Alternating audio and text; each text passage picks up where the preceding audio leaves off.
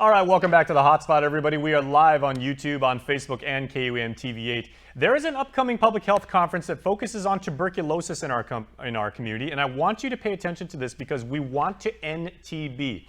Joining me right now in the KUAM News Zoom room are Dr. Michelle Yamamoto from the Guam Regional Medical City, Rose Greeno from the Guam Nursing Association, she's also down at FHP, and my buddy Chima Mbakwin with the Department of Public Health. Half a day to all three of you. Thank you for joining me this morning.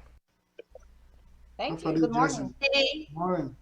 All right. So good to see all of you. And thank you for putting on this conference because obviously tuberculosis is something that each one of us as Guamanians are very, very concerned about. Unfortunately, it's touched many aspects of island life here. So Chima, I'd like to start with you if I may, because one thing that stood out to me about the way this conference is being assembled is we're not looking to let's reduce the amount of tuberculosis on our island. Let's, curb the amount. We're saying let's end TB on island. Okay. Yeah, thank you, Jason, and thank you for having us on the show. Yes, we want to end TB in Guam because it's possible to end TB in Guam when all the stakeholders and the community come together. It is a curable disease and it's a preventable disease. So while we're having this conference is because we've seen how the COVID-19 pandemic has reversed years of global progress in tackling TB. We've seen increase in death in TB within the last few years due to COVID. So the aim of this conference is to refocus the community and healthcare providers on TB because TB still remains one of the biggest killers in the world. Thank you. Mm-hmm. Now, of course, the title of the conference is Let's Unite to End TB. And I appreciate that, Chima, how you said, we're going to take what we learned as far as emergency response and coordination and communication and basically bring all of the stakeholders together to hopefully, again, not reduce the amount, but basically rid our island of TB. Okay, so Dr. Yamamoto, I'd like your perspective on how prevalent TB is from a medical perspective, and how many cases do you typically maybe see per month? So that's actually a very good question. Good morning, everyone. Good morning. Thanks. It's a very good question that you ask. I actually have some data coming off of the public health. Just over the past week, this past week, there were 5 new referrals to the public health program. Starting January of this year until present, as we speak, there's currently about 64 cases for this particular year to date. How does that translate? Prior to the pandemic, we were reporting about 87 cases a year. Some data having MDR tuberculosis, which is drug-resistant tuberculosis. Now, over the last 2 years, and I would like to echo what Chima has said, over the last 2 years, the progress of trying to end tuberculosis has been halted because much of the resources for the care of tuberculosis and contact tracing were slightly shifted to taking care of the COVID pandemic. Mind you, what I'm saying is slightly shifted. It never really stopped. And I can personally attest to this because GRMC has been in close contact with the public health in all of our TB cases. The cases for tuberculosis did not stop during the pandemic. Now, what we're actually seeing is that we see more and more cases come up now because there's more access to healthcare that wasn't really there at the start of the pandemic when we had to do some lockdowns for the betterment of the people on the island at some point when we started. So, we've never really had no TB cases. We have had better outcomes prior to the pandemic, which again have had a little bit of a halt. But now it's rearing its head back, its ugly head back in the community. So and it is a very, very ugly head. I know every time like you hear about there's been a TB outbreak, and I mean it is a very, very serious matter and obviously cause for concern. Ms. Rose, I'd like to go to you now from maybe a response perspective.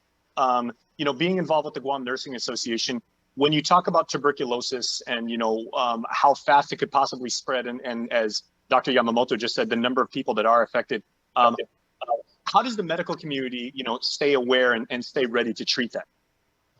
Yeah.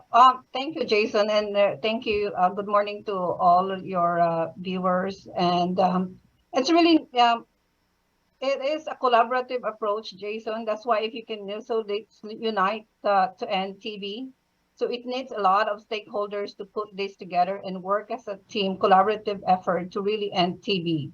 As what we have shared earlier, so we kind of like did not put a focus on that.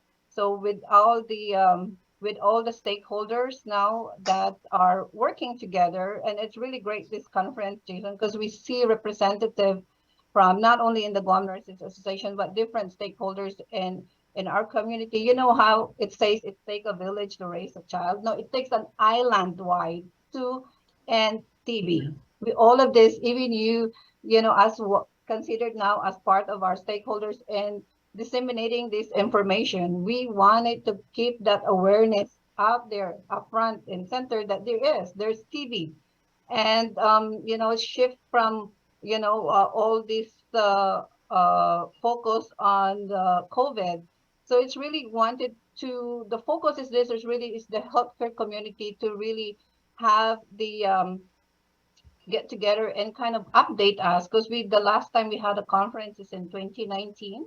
Now there is some new testing method, new medications that we're gonna have to work on. And then also, Jason, there's like, how is the relationship of, you know, how is it with patient has a diabetes with TB? Has a Exactly. patient have a, you know, one of the things that we're really excited to know, like Dr. Yamamoto and then other speakers gonna talk about, Jason, is what is the relationship of TB and COVID? A patient has a COVID and TB at the same time. How are we healthcare professionals are managing this?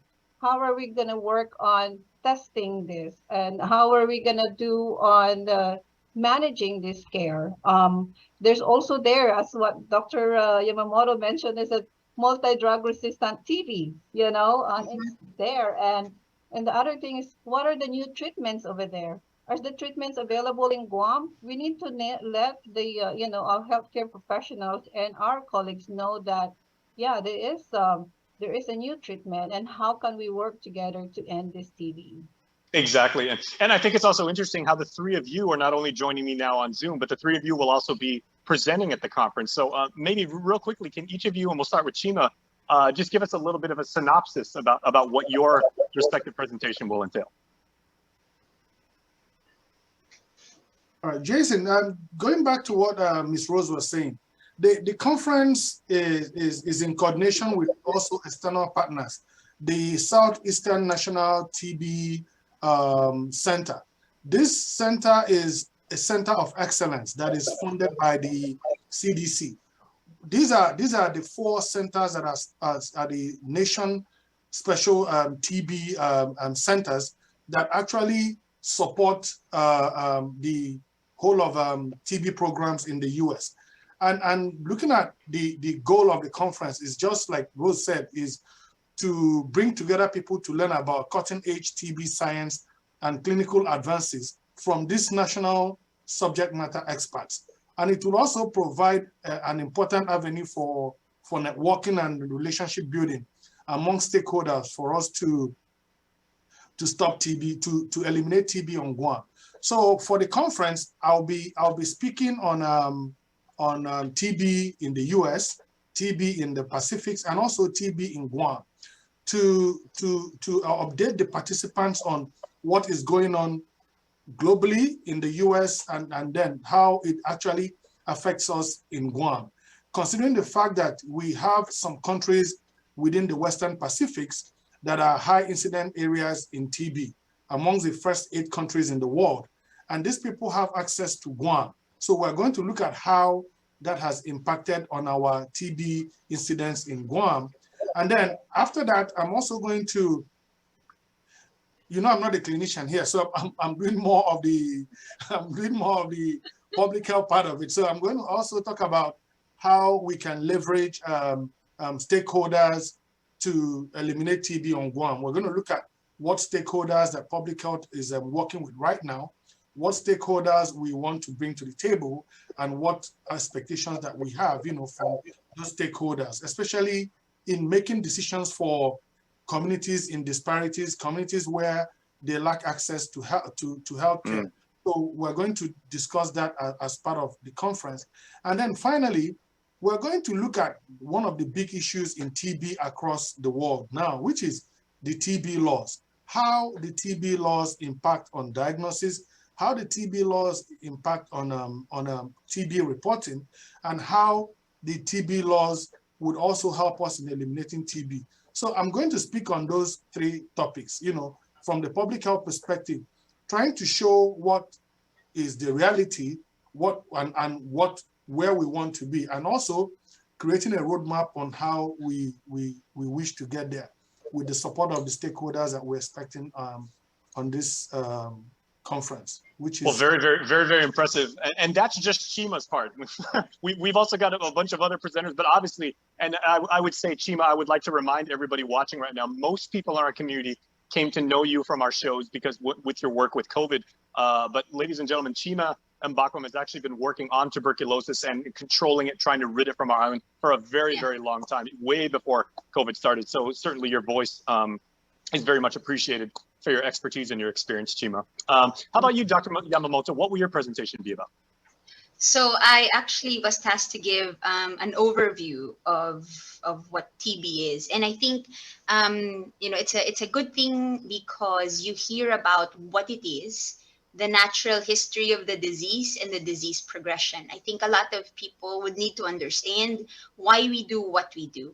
As a clinician, I'm a firm believer that patients need to be educated from ground up. They need to know what they're facing so that if they have any questions, if they have any doubts or stigmas about TB, those get erased. I think one of the biggest hurdles that I have faced and I've heard from people is that how they feel stigmatized when they get diagnosed with TB.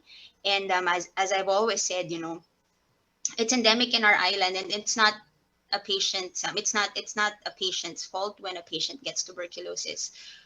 What the patient can do is to be part of the change, part of the ripple, so that he or she can actually help end tuberculosis on Guam. So basically, my part is for that, mostly for natural history and disease progression, and participating in the case discussions. So we will have a lot of cases shared, not just coming from GRMC, coming also from GMH and in the community. And those will be discussed, of course, under HIPAA laws, so that we could all learn from all of those cases. Very well. And again, the emphasis being on, we want to make sure that we rid and end TB in our island community. And it is a very, very lofty ambition, to be sure, but one that can certainly be achieved. It's a very practical goal. I'll tell you what, Ms. Rose, I want to go to you after this next commercial break because we got a lot more to talk about. We're going to talk to Rose about her presentation, the regional perspective of how TB affects us here in the Pacific, and also some of the technology that is allowing us to fight TB in a much more aggressive way. That is coming up when the Hotspot returns. Hop it in. Welcome back to the Hotspot, everybody. I continue discussing how to end TB, and we must unite as a community to get that done. That is precisely the theme of a conference coming up. Dr. Michelle Yamamoto, Chima Mbakwe, and Rose Greeno continue to join me, and we continue to discuss that. Real quick, I know, Michelle, I believe, Doctor, a couple of your parents are watching right now, so do you want to say hi to them? They're watching right now on YouTube, as I understand. Hi, Mom. Hi, Dad. And then also my office staff, the clinic staff of Guam Infectious Disease and Pulmonary Clinic. Hello. Dr. Agustine's watching too. Very nice. Chima, you want to send a shout out to anybody? Yeah, thank you to everyone watching. Thank you. All right. Okay, and Ms. Rose, well, before I ask you the next question, is I know you said a couple of your coworkers are actually watching this, but you're doing a fantastic job. So you want to say hi to them? Hi, hello to my staff, our team here at FHP, and take care. And I know your friend Clarence, maybe already putting it out there, Jason. So I know there's a bunch watching right now. Good morning. Absolutely. Okay, so FHP staff, buy Miss Rose some, get us some really good donuts and a nice cup of coffee, because she's doing a really good job representing you guys. But Miss Rose, I would like to pose this next question to you. When it comes to treating TB and getting the word out in our public schools, I mean, that's the largest agency in the government of Guam. It's obviously the largest concentration of young people. How will the message actually get out to that segment of our community? Yeah, so actually, Jason, that's great you asked that, because we have one presenter that is really talk about how this to evaluate TB, doing a screening in our school system. It's really been timely. You know, we do have Miss Julieta Kineni is going to be speaking on that. It's really timely now that we are on face-to-face back to school. So the key important there is how are we going to equip our school nurses, because they're the first one there that, you know, and also be able to screen and evaluate those patients or those students that has a risk factor, and how can we bring them into the system, into the primary care provider, and even work with public health. And the other things also, Jason, that's excited because we do even have a public health nurse who's going to speak also in the conference, and how is it, you know, evaluating, screening patients on TB from our public health system. So there's a lot of collaborations, and also how is it from us, you know, and the primary care clinics and all, you know, evaluate TB, and how can we connect them into this system. We want it to a pragmatic, systematic, collaborative approach in ending this TB. So I'm really excited, and I'm really kind of happy that we have this, our vision. I know there's only 3 of us over here together, but there's a lot of involvement in the other planning committee from the University of Guam, from GCC, from our public health system, from the Guam Memorial Hospital, and also the other clinics here in Guam. And how can we work together, Jason, into this? Absolutely. And then the other one is, Jason, Guam is a culturally diverse island, and we all know that. One thing is there that we added into this program is we're gonna have our healthcare professionals and then the rest of the attendee to learn about cultural sensitivity and humility training. You know, we have to be sensitive to the different cultures of our, in our population over here, and how can we effectively talk to them. As what Dr. Yamamoto said, you know, before, you know, when somebody have a TB, there's always like a stigma, you know, that you did something wrong, it's your fault. No, that's not the patient's fault. So we have to look into what we can do as a whole healthcare system and unite in ending this TB. Exactly. The one thing I want to talk about now, and you know, all 3 of you can jump in with this as you see fit, but the target audience for this conference, I mean, it's not just people in the medical field, it's not just people concerned with like public health. As you've already said, you know, like the people that could take away from this conference are very, very wide. So before we talk about the registration, and I know I got a graphic here that we'll bring up showing people what the link is to register. Chima, what is the intended audience for a lot of these talks? Because the talks are very, very diverse. Yeah, so the thing is, the audience is broad, like you stated, and it started from the planning committee, like Ms. Rose stated. We actually had a representative from DOD, which is the Air Force, that was in the meeting with us from the beginning to the end because of that partnership with the military. We also had UOG that had Ms. Margaret Hattori Uchima. We had GCC. We had Yvonne from UOG. We had Dr. Yamamoto and Ms. Rose. We also had Margarita Gay from Public Health. We had Annette Orgon, who is the BCDC administrator. You know, it's a huge. We had also Al Severo, who actually works in the Office of Minority. So it was a huge planning committee that actually addressed every sector of the community that is impacted by COVID.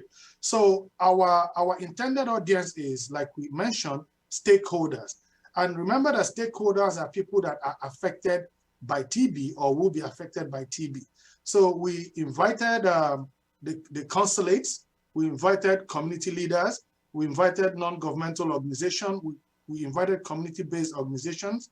We actually reached out to construction companies, we reached out to small businesses, but the main emphasis on this too is reaching out to the healthcare community. We sent out through Ms. Rose and Dr. Yamamoto, they took care of the medical community, which they can speak to.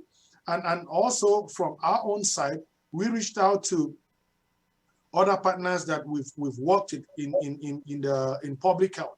So it is a very robust team of participants that are coming out to listen to this. We initially we estimated 150 people to attend, but during the planning meeting, we agreed to move the participants number up to 190. And as of yesterday, we had 154 people already registered for the conference. So that will tell you how people are reacting and how people are accepting the conference. But I'll also let my other planning committee members speak to your question. Thank you. Okay, so I'd like to go to Dr. Yamamoto for our final question, but you know, it is the conference. It is the Let's Unite to End TB on Guam conference, August 27th and 28th over at the Hyatt. So beautiful facility. There are 12 speakers in all, each of them a learned, experienced expert in a specific aspect of public health that are really going to pass information that you could really use along to you. So Doctor, maybe if you can, just make a final push about why it is so imperative that people that care about this island attend and, you know, really take the information to heart, but then also really put that into practice. And like Rose said, you know, it's going to take an island-wide effort, but we really can end TB on Guam. Yes, so I've always said that the hospitals are your last straw for a lot of things. The island, since coming on to Guam about 6 years ago, we've been on Guam 6 years ago, Dr. Augustine and myself. I think we've seen a lot of very good change in terms of medical progress. But there is still a lot of work to be done, meaning we will need the help of everyone moving this forward. And when I say move forward, specifically for tuberculosis, you know, we've had some setbacks during the COVID pandemic. Not to use that as an excuse, but we had to deal with what we had to deal with for the health of the island. But now that we are slowly recovering, we would have to unite to just make sure that we take a hold of tuberculosis. Now, why is it important to end tuberculosis on Guam? I mean, a lot of people would be shocked on how much it takes to cure one case. And if I'm not mistaken, Chima can correct me. The number to that for a regular tuberculosis case is around $20,000. And that data came from 2017, 2018, when I had provided that data in my 2019 talk. That's $20,000 for regular run-of-the-mill tuberculosis. Yeah. You go to one drug-resistant tuberculosis, it goes up to $120,000. Now you go to multi-drug resistant tuberculosis, it goes to around $250,000 to $300,000. Now, why do I put the monetary figures up? I do it because, you know, if we can curb tuberculosis, the money that the government spends on treating tuberculosis can probably be funneled elsewhere. And I think that would be of benefit. Now, without the monetary aspect to it, of course, we don't want our children and our family members to get sick. And, you know, this is one preventable disease. You know, if I think Rose and Chima would agree with me that this is one preventable disease if we strive as a community to prevent its further spread as soon as we find cases to prevent its further spread. And I appreciate, Doctor, how you actually put that in, because obviously getting sick, suffering, potentially even incurring loss of life is obviously the highest priority. But, you know, when it comes to quality of life, there certainly is an economic component to it that somebody is going to have to incur. So thank you for all this. I want to remind people the URL to go and register. You see it right there on your TV screen, tinyurl.com/United-to-End-TB. That is not just a clever phrase. It is a rallying cry. It is the mantra, if you will, about why we as Guamanians all have to work together. And these three experts I have with me today in the KUM News Zoom room have reinforced just that. So Chima Mbakwam at Public Health, Dr. Michelle Yamamoto, and Rose Greeno, thank you all for the work that you continue to do to really get this job done, a mission that you have all undertaken and one that really can be done. So hopefully this conference will get to that end. Thank you. Thank you. Thank you very much. See you at the conference. All right, and we'll see you at the conference too. Remember, everybody, August 27th and 28th over at the Hive. Please register now because it is very, very good information. And please stay tuned because the Hotspot will continue with more right after this.